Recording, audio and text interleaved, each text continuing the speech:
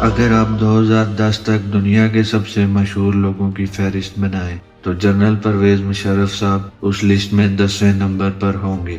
یہ ایک ایسی شخصیت تھی جن کی تصویر دنیا کے ہر ملک میں چھپی اور دنیا کے ہر بڑے سربراہ نے ان سے ہاتھ ملانا چاہا۔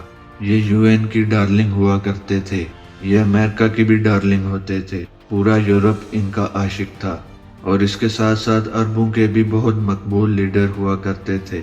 آپ کو یاد ہوگا کہ ایک وقت تھا کہ اتنے وزیر خارجہ اور پرائم منسٹر پاکستان آئے کہ ان کو ریسیو کرنے کے لیے وزراء کم پڑ گئے تھے، اور ایک وہ دور بھی تھا جب جنرل پرویز مشرف ملک سے باہر جاتے تھے تو بادشاہوں اور شہزادوں کی لائنیں لگ جاتی تھی اور دنیا کے سربراہان ان کے سامنے لائنوں میں کھڑے ہو کر ہاتھ ملاتے تھے، اور پھر کانگریس کے اندر ان کا خطاب ہوا۔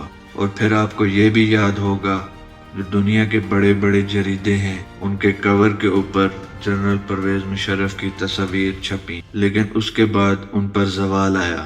جنرل پرویز مشرف صاحب کو پاکستان چھوڑنا پڑ گیا، پھر وہ دبئی چلے گئے۔ پھر ایک وقت ایسا بھی آیا تھا کہ وہ جہازوں پر امریکہ جایا کرتے تھے اور یونیورسٹیز میں خطاب کرتے تھے۔ ان کا ایک ایک خطاب $1 ملین کا بھی بکا، یعنی ان کو $1 ملین ایک خطاب کا دیا گیا، اور اسی طرح جنرل پرویز مشرف نے بے انتہا پیسہ کمایا۔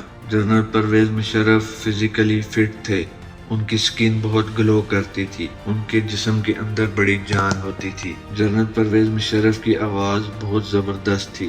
جنرل صاحب جب بھی بولتے تھے وہ دوسروں کو اپنی طرف کھینچ لیتے تھے۔ ان کی آواز کو میگنیٹک وائس سمجھا جاتا تھا، کیونکہ جب بھی وہ بولتے تھے ساری دنیا کا میڈیا اور پریس ان کو کوریج دیتا تھا۔ ان کی منطق بڑی زبردست ہوتی تھی۔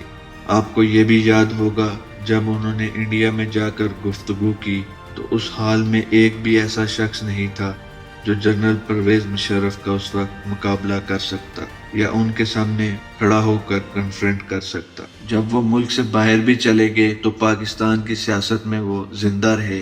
انہوں نے ایک پارٹی بنائی جس کو وہ سوشل میڈیا پارٹی کہتے تھے، لیکن حقیقت میں وہ ایک سیاسی پارٹی تھی۔ 2018 کے آخر میں اچانک ان کا وزن گرنا شروع ہو گیا اور ان کی ہڈیوں میں جان ختم ہو گئی اور انہیں سانس لینے میں دشواری محسوس ہونے لگی۔ ان کی سکن نے لٹکنا شروع کر دیا اور اس کے ساتھ ساتھ ان کے گردوں اور ہڈیوں میں درد ہونا شروع ہو گیا۔ بولنے میں ان کو پرابلم آنے لگی۔ ایک عجیب سی بیماری تھی۔ وہ اس وقت دبئی میں تھے، وہاں کے ڈاکٹرز کو بیماری کچھ سمجھ نہیں آئی تو ان کو لندن لے جایا گیا۔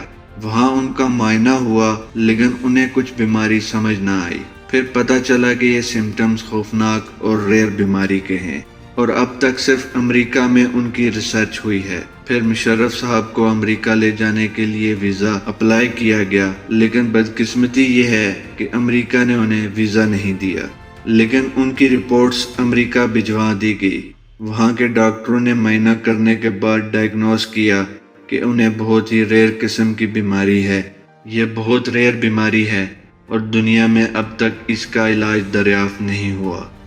یہ بیماری دراصل پروٹین سے پیدا ہوتی ہے۔ جسم میں ایک ایسی پروٹین پیدا ہوتی ہے جو اعضاء کو ڈیمیج کرنا شروع کر دیتی ہے۔ یہ گردوں، دل، لنگز اور یہاں تک کہ اسٹمک کو بھی افیکٹ کرتی ہے۔ اگر یہ جلد یعنی سکن کو افیکٹ کرے تو سکن ہڈیوں کو چھوڑ دے گی اور سکن لٹکنا شروع ہو جائے گی۔ اس سے زبان کو بھی افیکٹ ہوتا ہے، اس لیے انسان بول نہیں سکتا، انسان چلنے پھرنے کے قابل بھی نہیں رہتا۔ اس بیماری کو ڈائگنوز کرنے میں تقریباً پورا 1 سال لگا اور 2019 میں ڈاکٹروں نے کہا کہ پرویز مشرف صاحب کو ایک بیماری لگ چکی ہے جس سے ریکوری بہت ناممکن ہے، کیونکہ ابھی تک اس کا مکمل علاج دریافت نہیں ہوا۔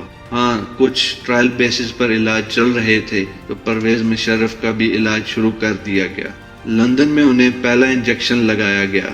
یہ بہت تکلیف دہ عمل ہوتا ہے۔ یہ انجیکشن بون میرو میں لگتا ہے اب دبئی کے اسپتال کے اندر رائل فیملی نے پرویز مشرف کے لیے ایک اسپیشل یونٹ بنوا دیا ہے، وہاں پر یہ زیر علاج ہیں، انجیکشن امریکہ سے آتے ہیں۔ اب پرویز مشرف کی کنڈیشن یہ ہے کہ ہڈیوں نے گوشت چھوڑ دیا ہے اور سکن ایسے محسوس ہوتی ہے جیسے تار پر کپڑے لٹک رہے ہوں۔ ان کی کڈنیز بھی تقریباً کام نہیں کر رہی، ان کے لنگز بھی، چلنا پھرنا اور بولنا بھی مشکل ہو گیا ہے۔